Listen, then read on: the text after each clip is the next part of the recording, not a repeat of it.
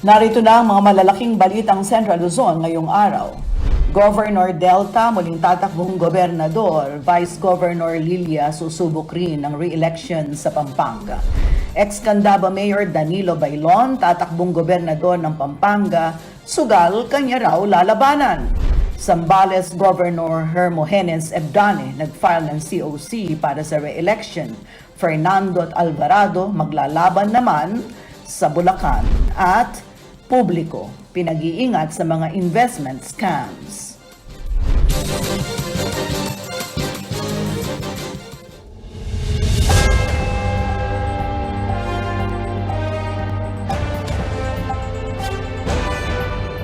Magandang gabi, Karilyon. Ako si Sonia P. Soto. Oras na para sa mga maiinit na balitang Central Luzon. No position switching. Yan ang nakumpirma sa paghahain ng kandidatura ng mag-inang sina incumbent Governor Dennis Pineda at Vice Governor Lilia Pineda. Panawagan ng mga Pineda ay maging mapayapa at malinis na eleksyon sa probinsya. Ang mga kaganapan sa ikapitong araw ng COC filing sa Pampanga sa report ni Reniel Pawit.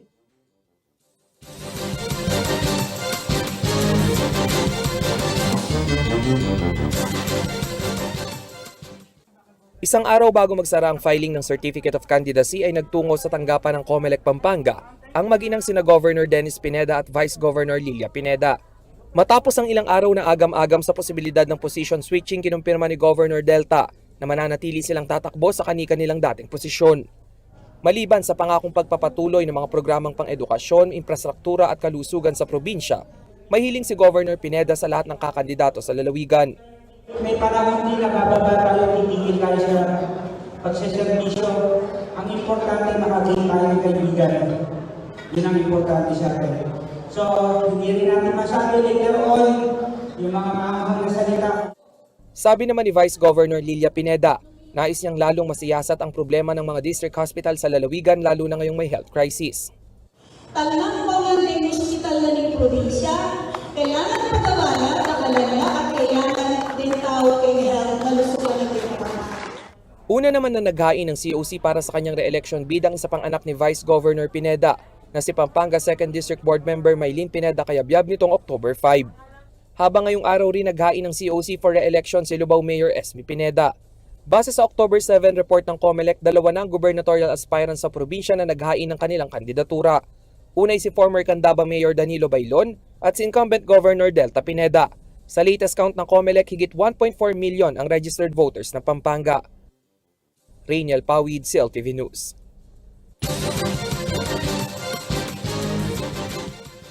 Formal na naghain ng kandidatura para sa pagkagobernador ng Pampanga si dating Candaba Mayor Danilo Bailon. Umaga nitong Huwebes na mag-file ng Certificate of Candidacy si Bailon.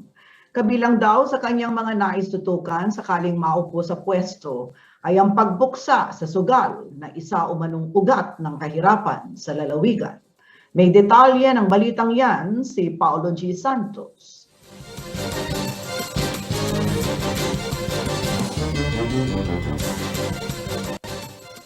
Kasagsagan ng pandemya nang ikutin ni dating Candaba Mayor Danilo Bailon at kanyang asawa na si Apo Aniway Bailon ang iba't ibang komunidad dito sa Pampanga para mamahagi ng karneng manok at iba't iba pang relief goods. Dahil sa madalas na pagla-livestream sa social media, naging usap-usapan din sa ilang mga Kapampangan ang plano umano ng mag-asawa na kumandidato sa election 2022. At nito ngang ikapito ng Oktubre, binigyang linaw ni dating Mayor Bailon ang usap-usapan matapos mag-file ng Certificate of Candidacy para sa pagkagobernador ng Pampanga. Tatakbong alkalde naman ng Candaba ang kanyang may bahay. Sa panayam kay Mayor Bailon, sinabi nito na bahagi umano ng kanyang misyon sakaling maluklok sa Kapitolyo ay ang pagpuksa sa online gambling. Ngayon, lalagay sa peligro ang iba't ibang ang ating bansa dahil sa mga nakusing online gambling. Of course, kaya natin yan kasi kung nakaka-apekto na katulad ng mga pinupuntahan namin barangay, problema ng mga barangay official, ang pagnanakaw, nasa ang bahay, nagpakamatay. Tingin mo karamihan nag-BBT dahil sa stress. No? Kayang kontrolin yan dahil kung makakasama sa ating probinsya, meron naman tayong sanggunian, panlalawigan, para tayo gumawa ng batas at patog sa kanila. Git pa ng tumatakbong gobernador kahit pa may permit to operate mula sa Philippine Amusement and Gaming Corporation o PAGCOR ang mga online gambling franchise na talamak. Hindi raw nangangahulugan na mabuti ang nagiging dulot nito sa komunidad. May permit sa PAGCOR. Pero may kapangyarihan ang isang chief executive na kung marami na ang nakikita niyang naghihirap, nababaon sa pagkakautang, nagnanakaw, kaguluhan, at nagpapakamatay, may kapangyarihan siya para yan ay ipatupad na ipagbawag sa probinsya o kaya sa bayan. Bit-bit umano ang track record mula nang siya ay maupo bilang alkalde sa Candaba, sinabi ni Baylon na kahit anong sugal ay di umano'y napahinto niya. Sa bagong laban na kanyang pinasok, prinsipyo umano kasi ang magpapanalo sa kanya dahil higit sa serbisyo, siya'y may takot sa Diyos at hindi raw magnanakaw. Itong pandemic yan, sabay pa, paano na lang kung walang magiging isang matuwid na leader ang ating probinsya na may takot sa Panginoon. Kasi kung walang takot sa Panginoon, gagawin lang niya yung nasa niyang gawin. At hindi raw tulad ng iba, ang misyon daw ng mag-asawang Baylon sa politika ay gaya ng misyon sa paglilingkod sa Diyos na hindi binabawi mula sa kaban ng gobyerno ang mga ginagastos sa kampanya kung maluklok sa pwesto. Nararamdaman niyo naman po sa puso namin ng aming asawa kung ano po yung aming layunin. Sabi nga po namin, pumasok man kami sa politika, hindi po kami katulad ng ibang politiko na kunyari kung anong nagastos sa pagtakbo ay gagawin ng lahat para manalo, para bumalik yung ininvest nila na yun. Paulo G. Santos, CLTV News. Sa pagbabalik ng CLTV News, incumbent Vice Mayor Jimmy Lazatin naghain na ng COC para sa pagkaalkalde ng siyudad ng San Fernando. Ex-Councilor Noel Tulabot, tatakbong Vice Mayor. Re-electionist Mabalacat City Mayor Chris Garbo, suportado ng anak ng kanyang katunggali na si dating Mayor Boking Morales. At Governor Hermogenes Ebdane nag-file ng COC para sa re-election. Governor Fernando at Vice Governor Alvarado maglalaban naman sa Bulacan. Manatiling nakatutok para sa iba pang mga nangungunang balita ngayong araw.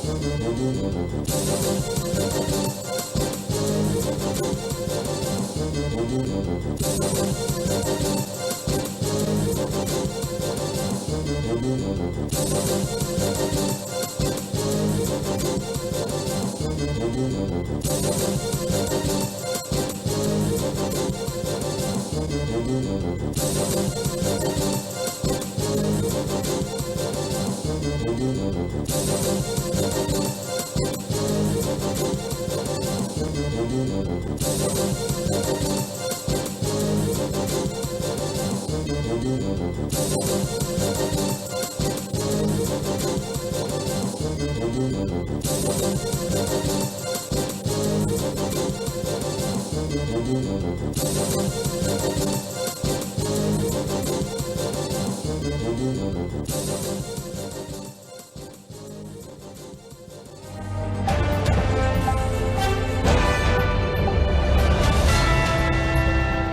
si LTV News at sa iba pang mga nangungunang balita.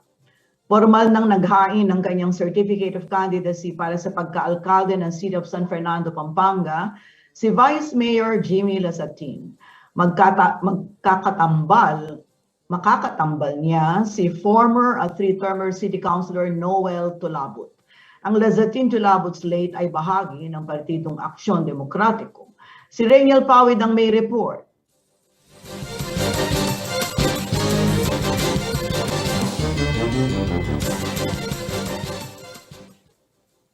Naghain na ng kanyang kandidatura sa pagkaalkalde ng Siyudad San Fernando, Pampanga si outgoing Vice Mayor Jimmy Lazatin. Konsepto ng good governance ang unang ipatutupad daw ni Lazatin sa oras na maluklok siya sa pwesto. So the most important thing is the platform of good governance. Once we have good governance, then everything will follow. Nananawagan din si Lazatin sa mga Fernandino na maging matalino sa pagboto. Sana po, let us be responsible. Huwag natin pong pambili ang ating boto. Let us choose people who have integrity. Let us choose people who really love our city. Kasama rin ni Lazatin ang kanyang running mate na si former City Councilor Noel Tulabut. Bukod sa sektor ng edukasyon, kalusugan, turismo at infrastruktura, una raw nilang tututukan sa Legislative Department ay ang problema sa enerhiya o mataas na singil sa kuryente. So ang gagawin natin, magkakaroon tayo ng monitoring, constant monitoring, para maintindihan ng mga consumer kung bakit tumataas o bumababa minsan yung kuryente. Hindi lang yung kuryente tututukan natin. Tututukan pa rin natin yung sa water provider natin. Bahagi umano ng priority projects ng Lazatin Tulabut slate ang economic recovery plan ng syudad dahil sa dagok na dala ng pandemya. Bukod sa mga namumuhunan, ang kapakanan din umano ng mga empleyado ang kanilang tututukan. Ang Lazatin Tulabut slate ay bahagi ng Partidong Aksyon Demokratiko, ang partido ni Manila Mayor at Presidential Aspirant Isko Moreno. As of October 7, 3 na ang naghain ng COC para pamunuan ng Siyudad San Fernando. Unang araw ng maghain ng kani-kanilang COC sina Barangay Dolores Captain Vil Macaluwag at 3-term Pampanga 3rd District Board Member Ross V. Henson. Rainiel Pawid, CLTV News.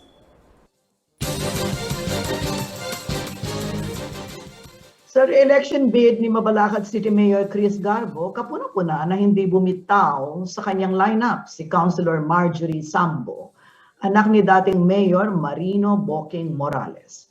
Ito ay sa kabila ng matunog na balita na magbabalik politika si Morales, ang tinaguriang longest sitting mayor sa buong bansa. Ayon naman kay Mayor Garbo, patunay lamang ito na hindi nangingibabaw ang personalan sa interes na makapaglingkod sa mga Mabalakenyo. Narito ang report.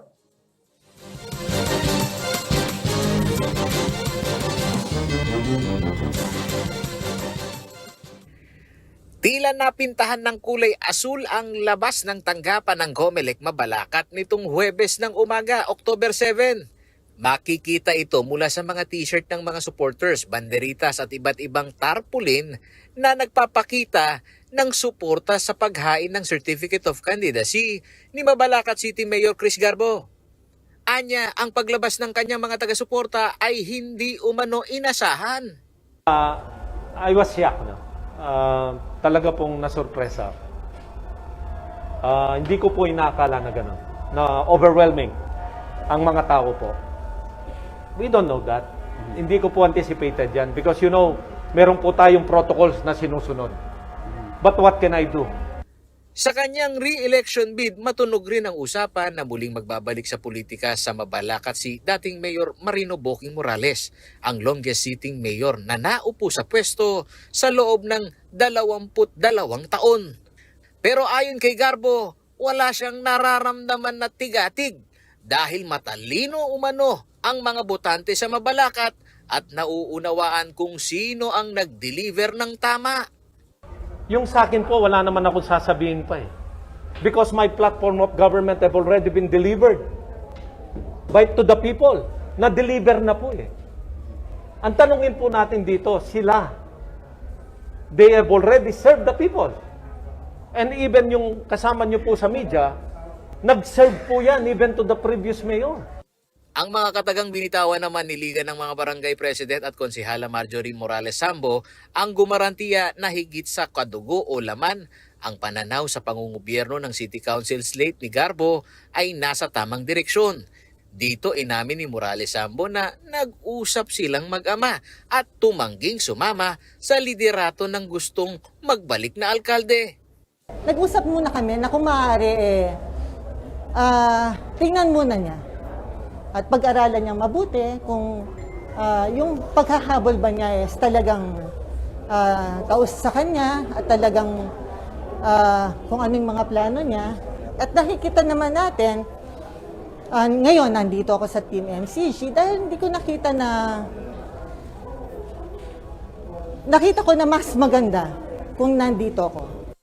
Dahil dito posibleng maging tatlo ang kandidato sa mayoral race sa Mabalacat na isa sa pinakamayamang lungsod sa Pampanga.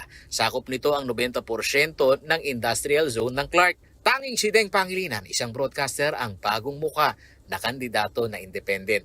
Inaalam pa ng news team kung anong partido politikal ni Mayor Boking Morales na base sa inisyal na impormasyon ay baka maghain ng kandidatura sa huling araw ng COC.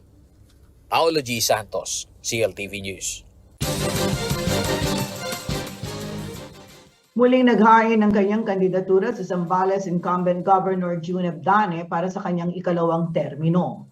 Maging ang kanyang anak na dating provincial administrator ay tatakbo rin bilang alkalde naman ng bayan ng Botolan. Sa Bulacan naman magtatapat sa pagkagobernador ang dating magkaalyado na sina re-electionist Governor Daniel Fernando at incumbent Vice Governor Wilhelmino C. Alvarado.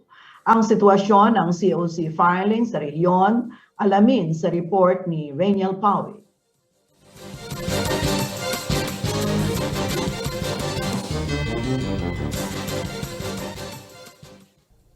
Muling naghain ng kanyang kandidatura sa pagkagobernador ng Zambales si incumbent Governor June Abdane nitong October 6. Bago ang filing ay nagpakuha muna ng antigen swab test ang gobernador. Ilan sa mga programa ni Abdane ang mass COVID antigen testing para sa mga Zambalenyo at mga outsider na papasok ng lalawigan. Siya rin ang bumuo ng Sulong Zambales Party na kilalang lokal na partido sa probinsya. Parte rin ng Nationalist People's Coalition si Abdane. Simula 2007 hanggang 2009 siya ay nagsilbing kalihim ng Department of Public Works and Highways. 2010 hanggang 2016 unang naging gobernador ng lalawigan ang retired Director General ng Pulisya.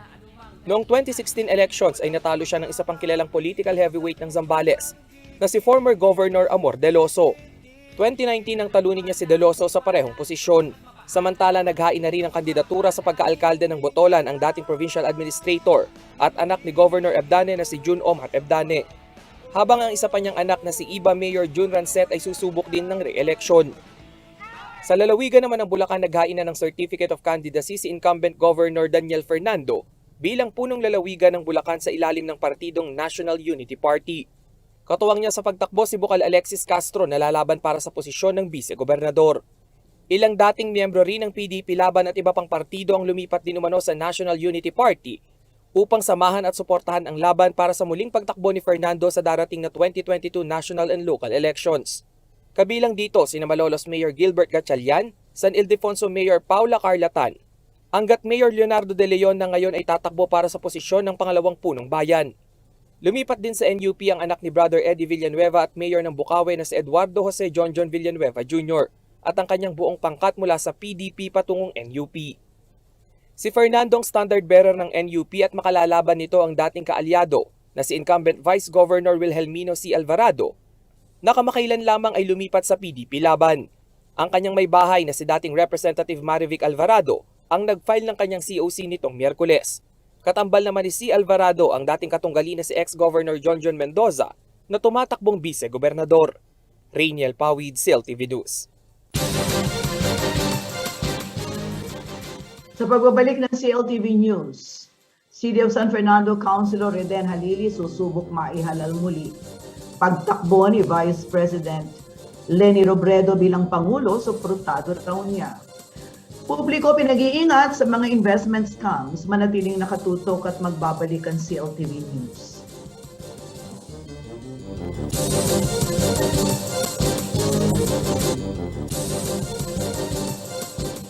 Nagbabalik ang CLTV News at sa iba pang mga nangungunang balita. Naghain na ng Certificate of Candidacy for Re-election si City of San Fernando Councilor Riden Halili. Unang sumabak sa politika si Halili noong 2004 at nagpakilala sa mga botante bilang tatay ng kilalang artista na si Sheena Halili. Si Halili ay aktibong taga-suporta ni Vice President Leni Robredo na kanina lamang ay nagpahayag na ng intensyong kumandidato bilang Pangulo. Upang higit nating makilala, alam ko kilala ninyo na siya, pero tanungin natin siya hinggil sa kanyang mga balak. Makakasama natin ngayong gabi si Re-electionist Councilor Engineer Riden Halili. Magandang gabi sa inyo, Councilor. Magandang gabi, Sonia. Sa lahat po ng nanonood ng CLTV News, magandang gabi po sa inyo lahat. Okay, Councilor, kanina kayo nag-file ng COC, no? Yes, kasi inaantabayanan ko si Vice President Leni. Gusto ko sana kung anong oras siya nag-file, ganun din ako magpa-file. Ganyan ako ka-fan ni VP Leni. Oo, alam ko ano ka, super fan, isa kang loyalist kay Yes. VP Leni. Bago natin pag-usapan yung kay VP Leni, tanungin muna kita, no? Baka kasi yung mga kabataan ngayon at saka yung mga first-time voters, hindi na nila maalala yung 2004, hindi ba? 2004 ka, unang tumakbo, sumabak ka sa bago yon, isa kang engineer, marami kang proyekto, hindi ba? At nung 2004, ikaw ay nahalal at tuloy-tuloy yon hanggang 2013. Kwento mo nga sa amin, Councilor, yung pagsabak mo sa politika, ilang taon ka ng Councilor? 9 plus 6, 15 years na. May gap ako ng 3 years.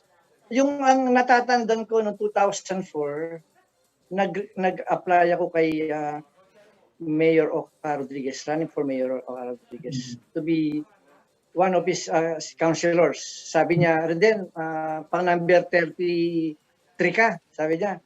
So, sabi niya, mag-hintay ka kung meron nga atras, sabi niya. Sige po, okay lang. Tutulong na lang po ako.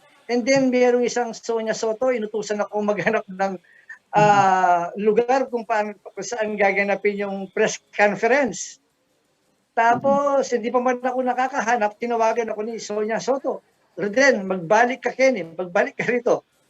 Pagdating ko sa headquarters, para ako presong nagpatamak-tamak na kanya. Sabi pa, kasama na pala ako sa City Councilor sa lineup ni Mayor Oscar Rodriguez. Doon nag-umpisa. Doon nag-umpisa yung aking career. Pero nagpakilala ka talaga bilang tatay ni Sheena, di ba? Yeah. During that time, kasi kasikat-sikatan ng 2003 yun, kasikat-sikatan ng Starstruck. And hindi ko naman inisip na yun ay may malaking impact sa mga tao dahil doon. So yung mga tao parang tumatak sa isip nila yung Halili, si Sheena Halili. So yun, doon nakilala yung Reden Halili.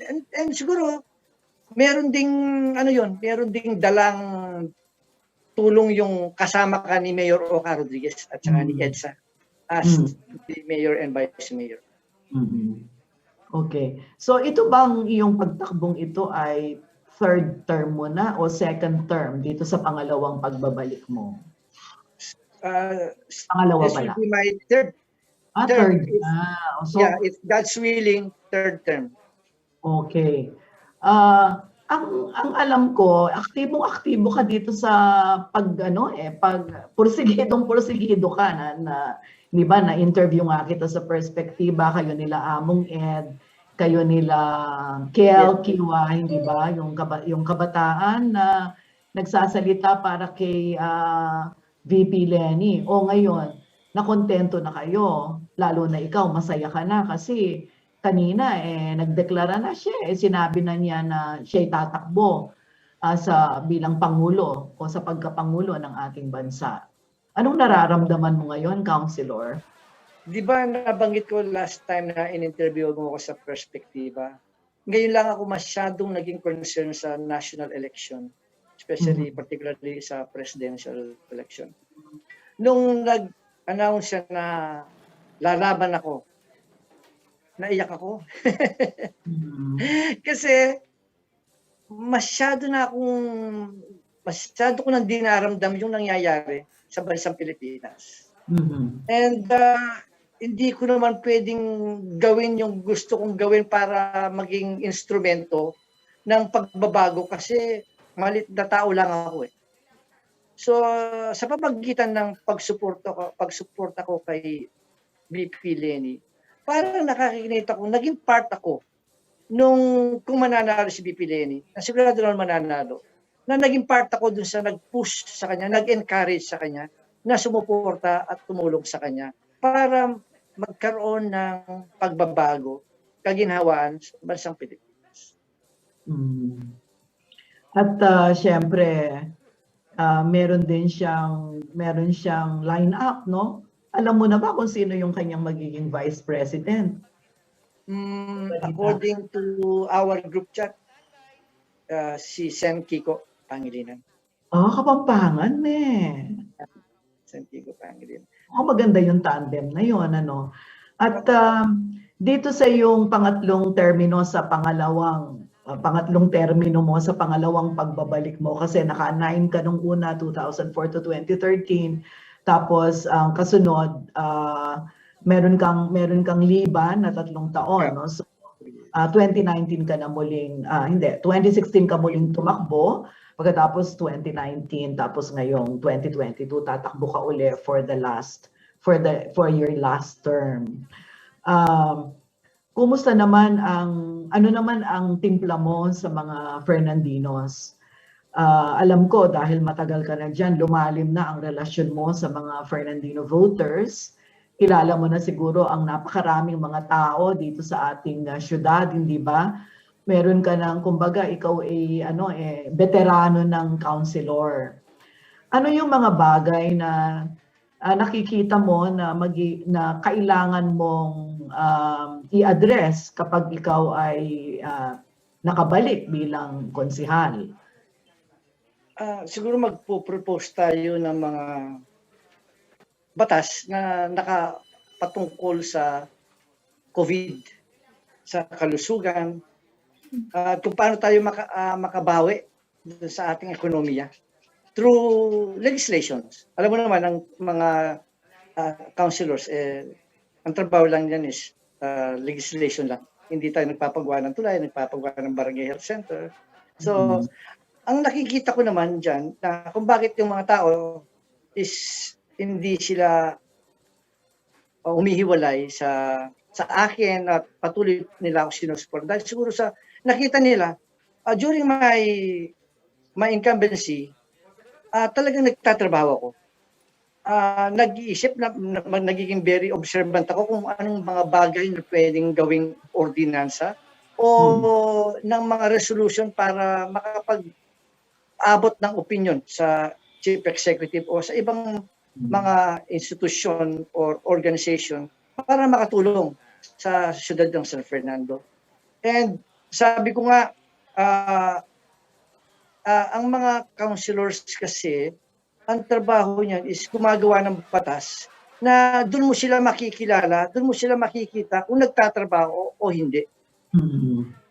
Kung yung ginagawa ba nila is naaayon sa pangangailangan ng siyudad, na sa kabilang banda is makakatulong sa pangkalahatan sa buong Pilipinas. Kasi dapat mag-umpisa tayo dito sa ilalim, pataas. So hangga't maaari, ang iniisip natin is yung paano tayo maging kapaki-pakinabang na sa mag-umpisa ka dito sa ibaba hanggang sa makatulong ka sa itaas. Councilor Reden, ano yung mga accomplishment mo, kahit 3 lang, na para sa iyo yun ang pinaka-importante na kontribusyon mo bilang konsihal ng siyudad ng San Fernando? Nung una, nung pag-upo namin ni Mayor Oka is yung basura. Kaagad, nakaisip ako ng ordinansa na lahat ng barangay is magkaroon ng material recovery facilities. Na-approve naman yung ordinansa. At yung sewerage system, yung first term ko yata, yung sewerage system. At yung iba't iba yung pag-institutionalize ng TOFA, marami son kasi kaya lang hindi ko lang matandaan dahil tumatanda na ako Siguro magpunta na lang sila sa website ng Sangguniang Panglungsod para makita na lang nila lahat ng accomplishments ko. Hindi bale. Siguro ang magpapatotoo niyan yung mga, yung website. Pero siguro sa susunod, maalala mo yan. Binigla kasi kita, so wala kang listahan ngayon. Pero, oo. Gusto kong balikan yung si VP Lenny kasi parang itong pinagkakaabalahan mo ngayon Ito yung para sa iyo ito yung laban mo, di ba?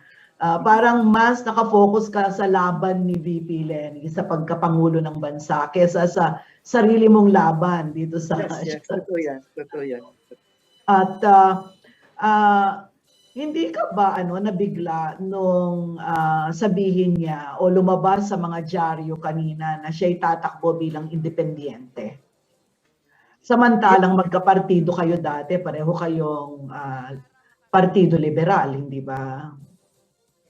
Actually, since 11 a.m. kaninang umaga, pinakikinggan ko yung announcement niya kung may babanggitin siyang party. Natapos ang kanyang announcement, nakamonitor ako sa Office of the Vice President, nakamonitor ako sa Liberal Party Headquarters, nakamonitor ako sa KNP Headquarters. Hinihintay ko na sabihin nila sa akin na itong gagamitin niyang partido. So ako naman, nakaready ako dalawang kona ko Isang Liberal Party at saka isang KNP Party. Ano yung KNP, Councilor? Ano yung KNP? Kapisanan ng Nagkakaisang Pilipino. Bago yan. Bagong likha na partido para sana nga ito ang gagamitin na partido sa pagtakbo ni VP Lenny. Okay? Yes. Tuloy mo. So, yun nga. Up to the last minute, sabi magpa-file siya ng alas 3. Nandun ako sa Heroes Hall, sa City Hall. Naghihintay na may babato sa akin na, Kasyal, KNP siya. Kasyal, Liberal Party siya. Wala. Hanggang dun sa lumabas na lang, napanood na ng staff ko na nag-independent siya. So, I decided na lang na mag-Liberal Party na lang ako. Na talagang, pero super shock ako. Ang alam ko, kaya pina-accredit yung KNP para yun ang gamitin niya. Okay. Sabi mo na-shock ka, pero ngayong napag-isipan mo na, siyempre hindi naman siya gagawa ng ganitong desisyon. Isa siyang responsableng tao, pinag-isipan niyang mabuti ito, kasama yung mga iba niya pang mga kasamahan, hindi ba? Yung mga leaders ng LP, yung mga kasama niya, at iba pa, may isang sambayan nandiyan. Ano ang tingin mo? Bakit kaya? Meron ka bang ideya o ito'y consistent sa kanyang karakter, sa kanyang personalidad? Unang-una, respeto ko yung desisyon niya kasama yung mga core group niya or mga campaign managers niya. Respeto ko yun. And naisip ko lang bakit nag-independent siya. Siguro para na lang wala siyang dinadalang partido, para ang lahat na lang ng partido or organisasyon at asosasyon magkoko-alisyon sila sa isang presidenteng independent. Ang alam ko kasi sa katagalan ko na sa politika, wala pa akong nakitang nagkoalisyon ang different organizations, associations, and parties sa independent na kandidato. Nakikita natin dyan yung mga partido, may nagkaroon ng alliance sa kapwa ibang partido, pero this time, iba ibang klase. Independent, ang lahat ngayon ng mga parties at organization and association, magkakasama doon sa Okay. kandidatong walang party. Sige. Mukhang maganda yung pananaw mong yan. Siguro sa mga darating na araw, mas lilinaw pa at maririnig natin mula mismo kay VP Leani bakit siya nagdesisyon ng ganon. Palagay ko, makakapanayam ko rin siya sa mga darating na araw. Sa puntong ito, nais ko magpasalamat sa inyong counselor, sa inyong oras. At maya pa oras kayo. Good luck. Sana ay makamtan ninyo ang inyong mga aspirasyon, ang inyong mga pangarap para sa mga Fernandino at para sa bayang Pilipinas. Yes. Maraming salamat, Councilor Yan, Vidal. so niya, pwede magdagdag lang ako ng konti. Mabilis lang ito. Yes. Umahabol ako ngayon ng independent. I mean, independent nag-iisa. Wala akong sinamahan na mayor, wala akong sinamahan na vice mayor. Kasi dito ko maipaglalaban, maikakalat yung ebanghelyo ni Leni, masusuportan ko siya na walang iniintindi na yung mayor nung sinasamahan kong mayor, yung presidente, hindi kabukaan ng presidente ko. So kaya nag-decide ako na maging independent ako. Na nag-iisa. Pero may partido. Okay. Councilor Riden, maraming salamat sa information na yan. O, lalo pa, good luck sa'yo at good luck sa laban na nadala-dala mo dito sa siyudad ng San Fernando. Maraming salamat. Thank you, thank you. Thank you, son. Thank you po sa inyo lahat. God bless you po. Sa pagbabalik ng CLTV News, donation drive para sa internet load ng mga online learners inilunsad ng Holy Angel University Student Council. Manatiling nakatutok at magbabalik ang CLTV News.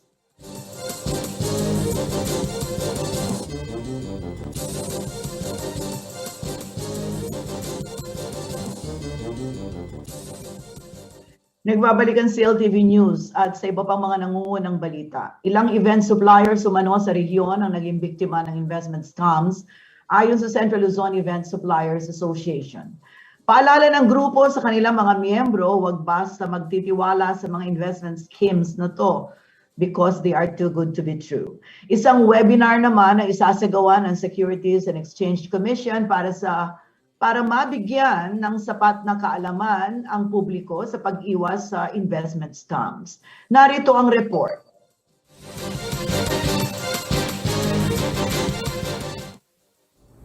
Umabot sa atensyon ng Central Luzon Event Suppliers Association na may mga kasamahan silang naging biktima ng scam kamakailan. Sa Facebook post ng grupo, sinabi nilang maraming event suppliers ang ipinasok ang kanilang pera sa mga investment para magkaroon ng dagdag kita.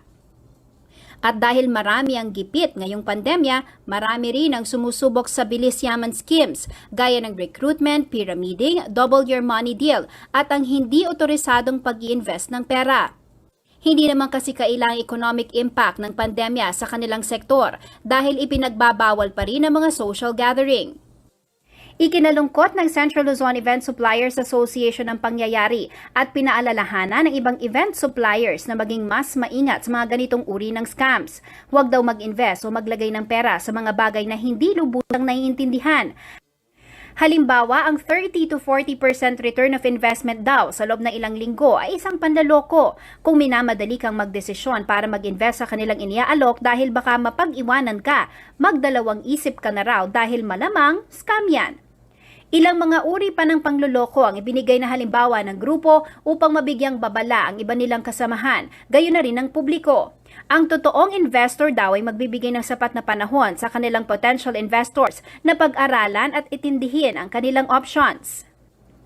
Samantala, ipinagdiriwang ngayong linggo ang World Investment Week. Kasabay nito ang muling pagpapaalala ng Securities and Exchange Commission o SEC kontra investment scams at sa pagsusulong ng matalinong pamumuhunan.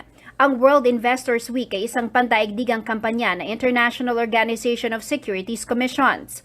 Bilang bahagi ng selebrasyon ng World Investors Week, ihahatid ng SEC kasama ang iba pang miyembro ng SEC Campaign Network ang isang webinar para tulungan ang publiko na malaman at maiwasan ang investment scams. Ang How to Spot and Unmask Investment Scams webinar ay gaganapin sa October 8 at maaring mapanood ng kanilang live stream sa Facebook page ng SEC. Samantala, kung kayo ay nabiktima o may alam na sangkot sa investment scam, maaring makipag-ugnayan sa Enforcement and Investor Protection Department sa pamamagitan ng email address na epd@sec.gov.ph. Jennifer Salenga, CLTV News.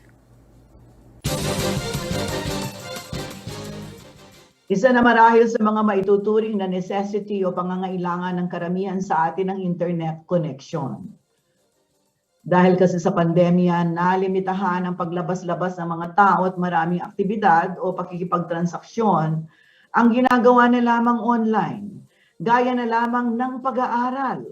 Kaya naman ang Student Council ng Holy Angel University sa Angeles City naglunsad ng donation drive para mabigyan ng internet load na gagamitin sa online learning ang kanilang kapwa mag-aaral. Narito ang report.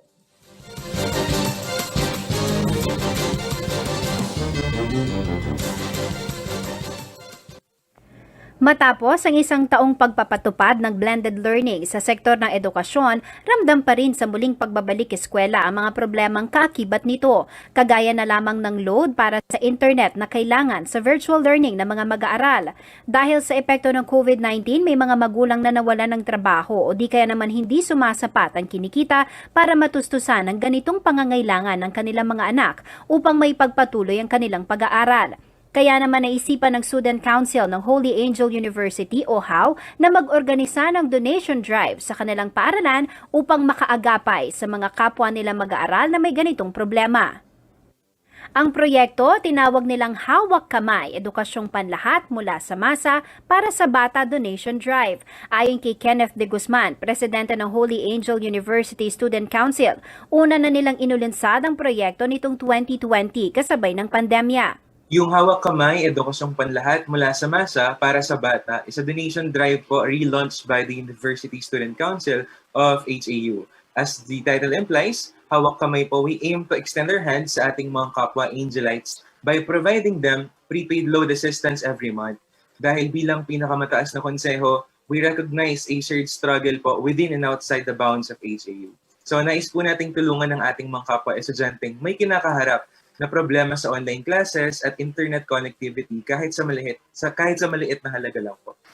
Kung may mga community pantry sa mga komunidad na tumutulong sa kanilang kapwa sa gitna ng pandemya, ginagawa rin daw nila ito sa kanilang universidad. Ang proyekto, tinawag naman nilang HowYuda. May ongoing po kaming project na medyo likely na pareho po sila, name HowYuda naman po siya. So yun naman po sinisave tuwing examination period ng mga estudyante. Sa simula pa lang ng pandemya, pinagplanuhan na raw ang proyekto ng paaralan at ng University Student Council upang dinggin ang hinaing ng mga estudyante sa internet connectivity. Batid din daw nilang epekto ng pandemya sa ekonomiya. At dahil naniwala silang walang dapat mapag-iwanan sa mga estudyante, hindi raw dapat maging hadlang ang pandemya upang mahinto ang edukasyon. Prioridad na tulungan sa proyekto ang mga estudyante ng Holy Angel University na nasa poor to low middle income. Ang bawat story raw ng kanilang mga benepisyaryo patunay na nagpapatuloy pa rin ang problema sa edukasyon sa gitna ng pandemya. Pero ang mga ganitong kwento rin daw ang nagsisilbing inspirasyon sa tulad nilang mga estudyante na huwag sumuko sa pangarap na makatapos ng pag-aaral. Marami po kaming natutunan yung hindi pa maayos yung educational system sa bansa, bakit may mga estudyante na katulad namin nahihirapan, napag-iiwanan na ng edukasyon at hindi nakaka-receive ng tamang karapatan para mag-aral sa gitna ng pandemya. Ipinalitaw din ng pandemya sa aking pagsusuri bilang isang estudyante na yung tugon ng pamahalaan sa mga pangangailangan ng estudyante ay kulang pa at wala pang konkretong proyekto para sa ligtas na balik eskwela. Sa mga storya nila, yung pinaka tumatak sa akin parang walang hahadlang sa taong may mataas na pangarap. Samantala, hindi na po problemahin ng mga benepisyaryo ang kanilang monthly load allowance para sa unang semestre. Pero upang may pagpatuloy ito sa susunod na SEM, kakailanganin pa rin daw nila ang tulong mula sa mga may mabubuting puso at maging tulay sa pagtupad ng pangarap ng mga kabataang pag-asa ng bayan. Sa mga may bukas na puso po para tumulong sa ating mga estudyante, you can visit our official Facebook page, Holy Angel University Student Council, or i-message niyo po kami doon para i-assist po namin kayo on paano po yung process ng pagiging benefactor or pagiging donor ng Hawak Kamay Project. Isang mensahe lang din po para sa mga benepisyaryo, please use that grant as an opportunity for you to maximize your academic capabilities. Use it as an avenue to inspire others at gawing makabuluhan ng inyong scholastic journey. Jennifer Salenga, CLTV News. O, tignan nyo, ibang version yan ng community pantry ng mga estudyante ng Holy Angel University. Tulungan natin sila at good luck sa inyo. At yan ang mga balitang nakalap ng CLTV News. Para sa karagdagang detalye, maaari niyong i-follow ang aming social media pages, Facebook, CLTV36 Official, at CLTV36 News. Meron din kaming Twitter sa @CLTV36, Instagram @CLTV36 Official. Kung nais niyong balikan ang mga programa ng CLTV, pwede niyong bisitahin ang aming YouTube channel @CLTV36 Official at ang aming website sa www.cltv36.tv. Mapapanood din ang mga programa ng CLTV nationwide via Signal, Channel 115 at sa ating 39 cable partners all over Central Luzon. Kasama si Justin Dizon na nasa likod ng kamera ngayon at ang buong puwersa ng CLTV News and Current Affairs. Ako po si Sonia P. Soto. Maraming salamat. Mga kariyon, 79 days na lamang, Pasko na!